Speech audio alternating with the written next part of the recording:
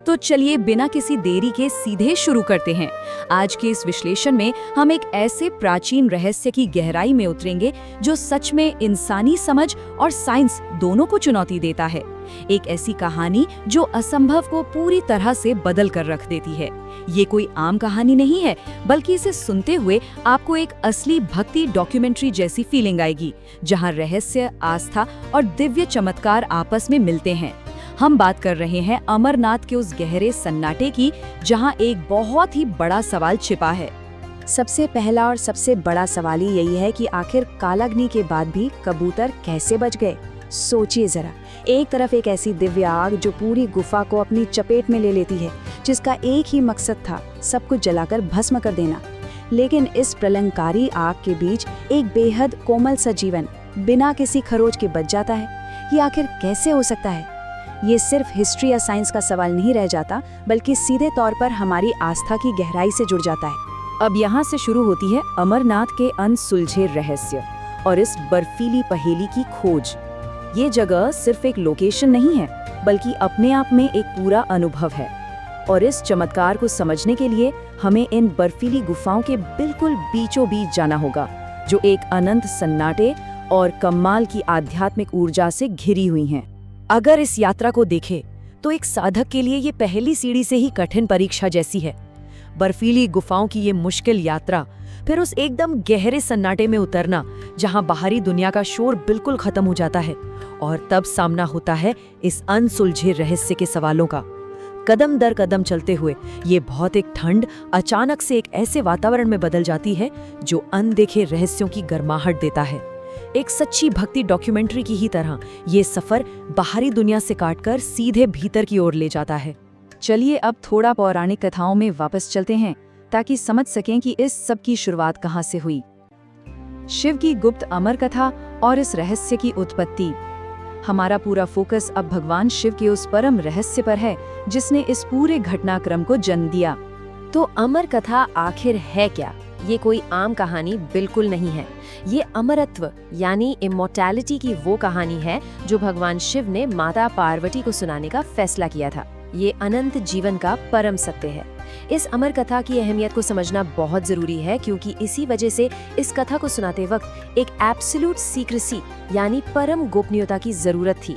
मतलब इसे कोई और सुन ही नहीं सकता था। ये इस पूरे ब्रह्मांड का सबसे बड़ा रहस्य जो था। और बस यहीं से वो सबसे बड़ा सवाल पैदा होता है, क्या सच में भगवान शिव ने अमरत्व का रहस्य किसी को सुनाया था? ये बात सच में दिमाग को झकझोर देती है। क्या सच में जब ये परम सत्य बताया जा रहा था तब वहाँ कोई और मौजूद था, कोई ऐसा जिसे वहाँ नहीं होना चाहिए था, पर वो इस सबसे बड़े रहस्य का साक्षी बन गया? अब ये पक्का करने के लिए कि कोई और अमर कथा न सुन सके, एक बेहद कठोर कदम उठाया गया। कालाग्नि का विनाशकारी प्रभाव और विनाश की ज्वाला, ये कोई आम सुरक्षा का तरीका नहीं था। ये तो सीधे अस्तित्व को ही मिटा देने वाला कदम था। यहाँ सबसे हैरान करने वाली बात इस विनाश का स्केल है। कालाग्नि कोई छोटी मोटी आग नहीं थी। ये एक दिव्य, सब कुछ निगल लेने वाली आग थी, जिसे इसलिए प्रकट किया गया था ताकि गुफा के आसपास का हर एक जीवित प्राणी पूरी तरह नष्ट हो जाए। टारगेट एकदम क्लियर था, पूर्ण शांति और रहस्य। एक ऐसी आग जिसका मकसद था पीछे बिल्कुल कुछ भी न छोड़ना। हर सांस लेने वाले प्राणी का अंत तय था, ताकि अमरत्व का रहस्य सिर्फ और सिर्फ शिव और पार्वती के बीच ही रहे। लेकिन तभी होता है कबूतरों के बचने का चमत्कार, पूर्ण विनाश के बीच जीवन। जब ये प्रलयंकारी आग शांत हुई तो जो सामने आया वो लॉजिक की हर लिमिट को क्रॉस कर जाता है। यहाँ एक अभूतपूर्व विरोधाभास देखने को मिलता है। एक तरफ अजय सर्वभक्षी कालाग्नि का लाया हुआ पूर्ण विनाश है, जिससे बचना सच में नामुमकिन था, और दूसरी तरफ गुफा के भीतर कबूतरों के एक जोड़े का बेहद नाजुक चमत्कारिक अस्तित्व।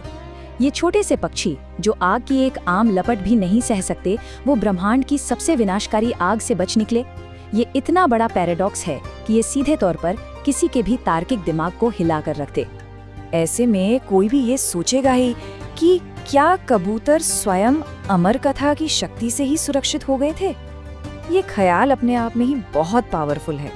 सोचिए, शायद सिर्फ अमरत्व की उस कहानी को सुन लेने मात्र ने ही इन नाजुक जीवों के लिए मौत से बचाने वाली ढाल का काम किया।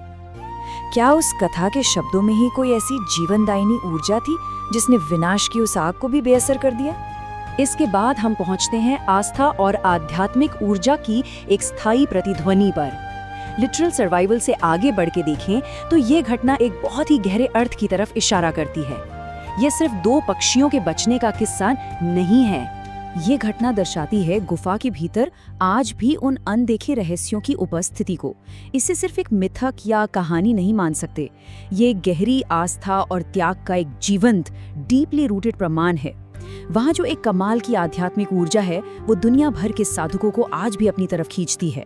जो लोग वहाँ जाते हैं वो सिर्फ बर्फ का शिवलिंग देखने नहीं जाते, वो उस अमर ऊर्जा का अनुभव करने जाते हैं जो आज भी उस गुफा में गूंजती है।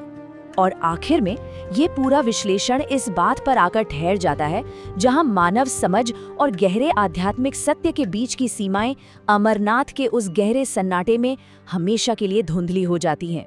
हम सोचने पर मजबूर हो जाते हैं कि आखिर इंसानी लॉजिक की लिमिट्स कहाँ खत्म होती हैं और आस्था की अनंत दुनिया कहाँ से शुरू होती है। क्या हर चीज को साइंस से समझा जा सकता है या कुछ सच सिर्फ महसूस किए जाते हैं? ये एक ऐसा सवाल है जो अमरनाथ की इन ठंडी हवाओं में शायद अनंत काल तक गूंजता रहेगा।